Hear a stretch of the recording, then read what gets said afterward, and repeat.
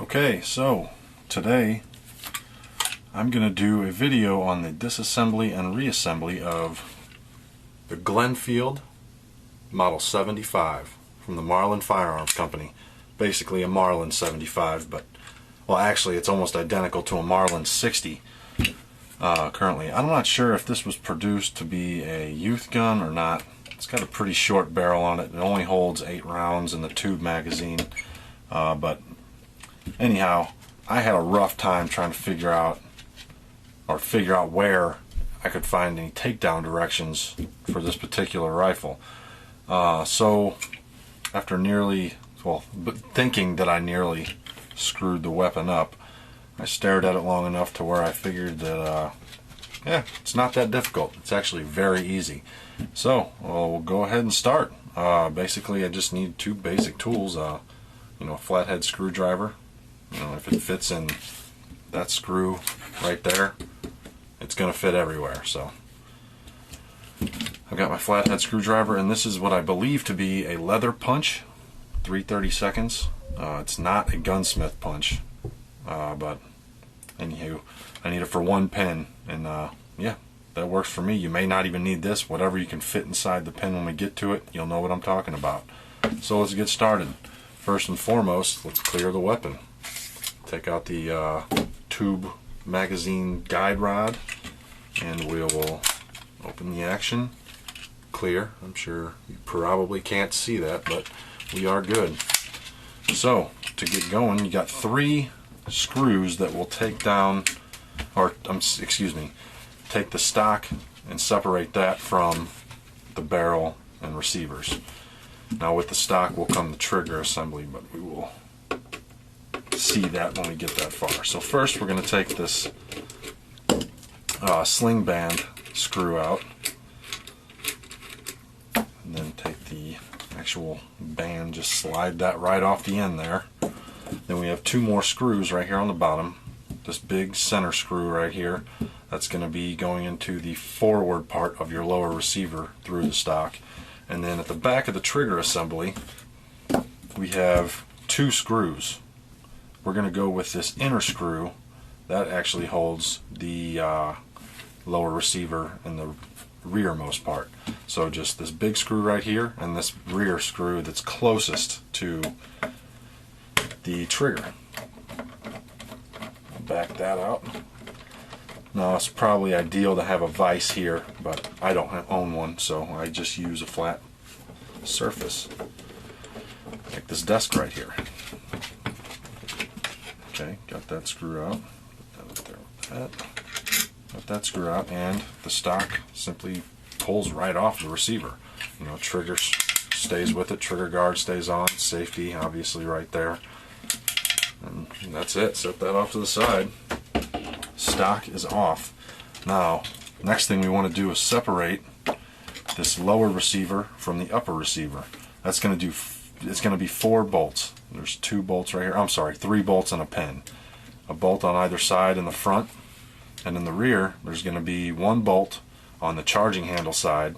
You will take that out, and this is actually, it looks like a bolt, but it's actually a pin that this bolt threads into the inside of. So, and that's what we're going to use that for, to take that out. So I'll go ahead and start with these front 2. Back those out.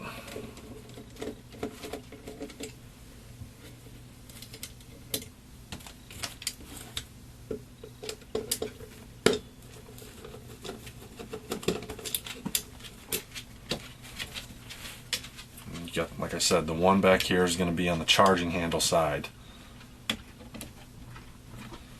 When you back this one out, I actually thought I messed this up doing this right here when I took this screw out, because if you just look at it with the naked eye, it looks like this is actually a pin that's pushed in and then flared out, almost like it's pressed in there. And I could not, I guess I just wasn't using the right tool. I kept trying to push it out through this way, but it wouldn't budge, it wouldn't unscrew. So what I ended up doing was prying the front open to see, or prying it up rather, the lower receiver, to see if it would disconnect somehow that way. Well, it wouldn't. And once I pop this out, let me see, I just take this punch and push it through here. Pop right out that way. and then the lower receiver just simply slides right off. So basically what I did when I popped this front portion open, you know, I had it in like this. This was still in, obviously, this pin. I popped that up. Well, this ledge right here for the bullet feed was catching. It almost like popped out, and it was catching on this little tiny part of the barrel in here that protrudes into the chamber, and it would not go back down, and I thought that I'd ruined the rifle. Well, I didn't. You just press the pin out right there, and the entire lower receiver pops right off. Now, this is really dirty. I've shot almost 300 rounds through it now without cleaning it, and a lot of people shoot a lot more than that through their 22s, but I don't know. I like to keep mine rather clean, so I'm going to clean this after the video. I just wanted to show this real quick because, like I said, I searched long and hard to find a takedown video or instructions somewhere for this particular rifle and could not find one. So here you have it. Anyway, there's your lower receiver. Popped right out. Simple. Now we've got our bolt right here. What we want to do now is pull it back, you know, about a ½ inch or so, and just lift the front up just enough to where you can slide this charging handle out. So we've got the charging handle out of the weapon now. Now it's got a nice little ledge here where the pin goes through the bolt to hold the firing pin in place. It's real handy when you're disassembling this part right here. So you want to lift the front up slowly while holding on to it, because it is attached to that spring and guide rod, and it'll go shooting out. So I take the bolt out. There's your bolt. Like I said, there's that pin right there that's going to hold your firing pin in there. And you know, I'm not real sure how these ejector clips, or extractor clips, excuse me, whatever they're called, I'm not real sure how those are in there. I don't plan on ever taking them out. You may want to, you know, mess with it and try and figure that out, but I'm not that interested in it. I'll probably take that firing pin out sometime and clean it eventually, but for right now I think I'm good. Anyway, you've got your spring and your guide rod. Now your guide rod will only go into your spring one way. It's got a, you know, if you can see that, it's got a little ledge right there, and then a nipple on the opposite side. So the nipple will actually go in right there on that part on your receiver. You know, it'll only go into one way. Okay, and disassembly complete.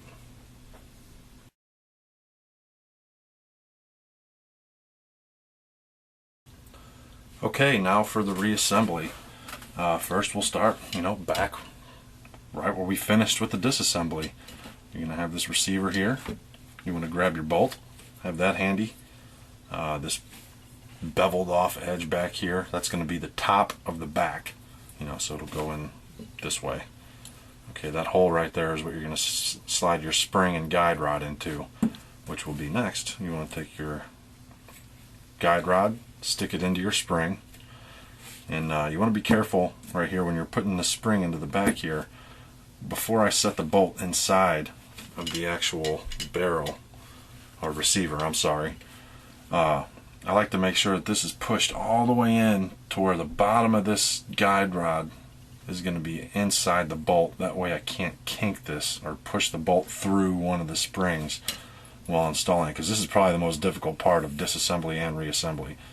So you want to push that in, you know, to where the end of the tip of that guide rod's just inside that bolt, and then you want to set that little nipple inside its little space for it in there. Okay, now that I got that in there, you want to kind of, like I said, right back at that ledge, that handy little ledge, put your index finger right there, hold it up a little bit so you can get your guide, or your, I'm sorry, your charging handle, and get that back in place. There it is, back in place. Now with the bolt back in, we're going to go to the lower receiver. On the lower receiver, you're going to have this block right here. I don't really know exactly what it's called, but that's where your bolt actually hits, rather than the back of your receiver here. That's a little block that's going to kind of cushion the blow for whatever that receiver bolt charges back and hits it with. So now when you put this lower receiver in, you kind of want to put this front end first, because like I said, this ledge, if you try and put that back in first, the ledge of this bullet feed will not slide down over past the barrel. You have to put that front end first, push that in there, and then pop the back down. And you're going to want to take your big pin, the one I had so many problems with earlier, and this is going to slide in through the left side of the receiver when it's upright, so the non-charging handle side.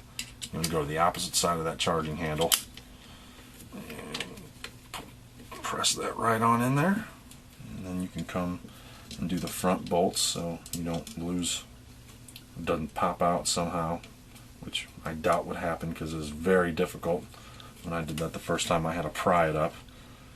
Causing 0 damage, by the way, might add. There are no scratches. I was watching what I was doing. So I got all 4 of these back in. I'm going to tighten them down with my screwdriver. One's tight. That's my head.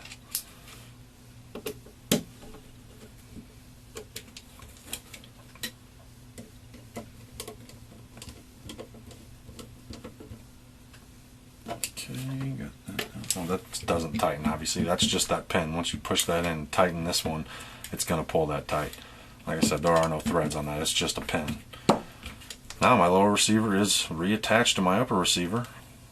Next thing to do is going to be my barrel.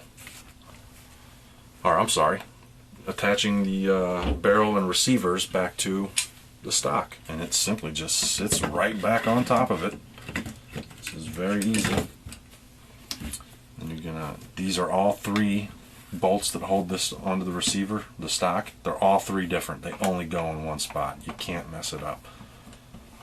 They won't fit in each other's spots. So you got the short, fat one right there in the center.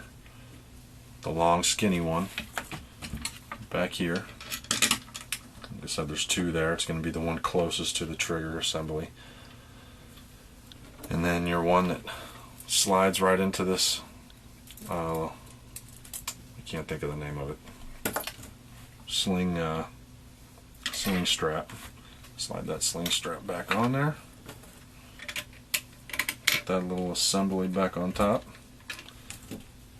and tighten her down.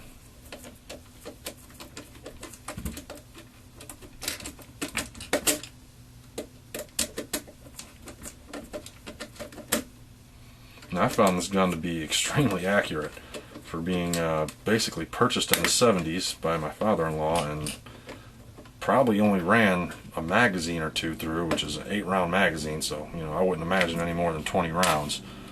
And because I cleaned it when he gave it to me just last week, he told me he had never fired it. There was a little bit of gunpowder residue in there, but so I cleaned it out anyway before I brought it out last weekend. And I'll tell you what, I was plinking an oil filter from 100 yards out with basically 0 adjustment to anything. I don't have a scope or anything. That was iron sights, and it was, I mean, it was right on, using good ammo. I did run 50 pieces of Federal through it, and out of those 50 pieces of ammo, I had 20 malfunctions. I had 15 failure to feeds and 5 failure to ejects.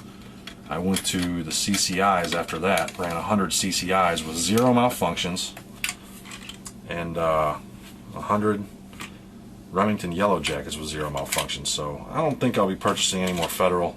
I hate to be, you know, burning them, I guess, when I'm putting this on YouTube, but it just didn't work for me in this weapon. However, it is very short. I'm not sure if this was originally supposed to be a youth gun or not. This isn't a review, I guess. I'm kind of babbling here, but I do like this rifle for how short it is. It is very accurate. But Glenfield Model 75, made by the Marlin Firearms Company, 22 long rifle only. It's a neat little gun. I liked it a lot. So if you're having any issues with your disassembly and reassembly, I hope that helped. If not, leave a comment, ask a question. I know it pretty well. I mean, I haven't had it that long, but I've had it apart quite a few times, and I figured it out quite well. So there you have it. It's a nice little weapon. I hope you enjoyed it. I hope it was helpful.